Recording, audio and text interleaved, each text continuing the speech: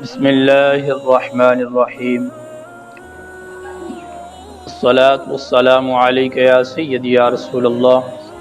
وعلی آلک واصحابک یا سیدی یا حبیب اللہ۔ دوستان محترم،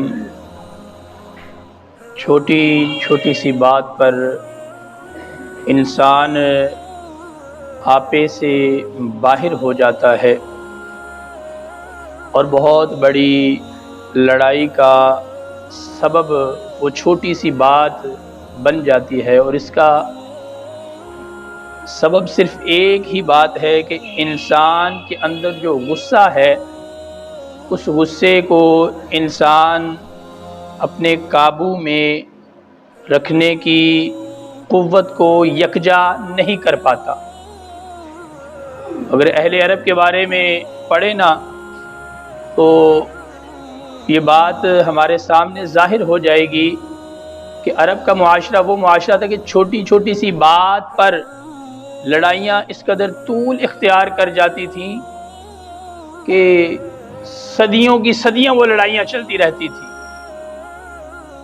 ایک پیڑھی سے دوسری، دوسری سے تیسری، تیسری سے چوتھی پیڑھی تک یہ لڑائیاں ان کی چلتی رہتی تھیں۔ اگر ان لڑائیوں کا آغاز دیکھا جائے، پنجابی جی میں کہتے ہیں نا کہ لڑائی دا مڈ ویکھیا جاوے، کہاں سے یہ لڑائی شروع ہوئی تھی وہ کچھ بھی نہیں ہے، صرف یہ بات ہے کہ اس سے میں نے پانی مانگا ہے، اس نے مجھے آنکھیں نکال کر دیکھ لیا، بس یہ چھوٹی سی بات، اور اس بات کو اتنا طول دے دیا کہ پیڑھیوں کی پیڑھیاں جناب لقمہ اجل بن گئی۔ آقا دو عالم صلی اللہ تعالی علیہ وسلم نے اسی حوالے سے فرمایا کہ جو شخص غصے پر قدرت رکھنے کے باوجود اس کا نفاذ نہ کرے تو اللہ تبارک و تعالی اسے تمام مخلوق کے درمیان یہ اختیار عطا فرمائے گا کہ موٹی آنکھوں والی حوروں میں سے جس کو چاہے وہ اس کا انتخاب کر دے۔ یعنی یہ غصے پر قابو پانے والے کے بارے میں آقا دو عالم صلی اللہ تعالی علیہ وسلم اسے خوشخبری عطا فرما رہے ہیں۔ مسند آقا دو عالم صلی اللہ تعالی علیہ وسلم کی بے شمار احادیث جو ہیں وہ ہماری زندگی کے اندر ہمارے لیے مشعل راہ ہے۔ اب ڈیپینڈ ہمارے اوپر کرتا ہے کہ ہم حضور علی نبینا وعلیہ الصلوۃ والسلام کی سیرت پاک کو اپنا کر اپنی زندگی کو آسانی کی طرف لے کر چلتے ہیں، یا حضور علیہ الصلوۃ والسلام کی سیرت پاک سے روگردانی اختیار کرتے ہوئے اپنی زندگی کو مشکل سے مشکل راستے کی طرف لے کر چلتے ہیں۔ رب کائنات کی بارگاہ میں دعا ہے کہ مالک ذوالجلال ہم سب کو اپنے غصے پر قابو رکھنے کی توفیق عطا فرمائے،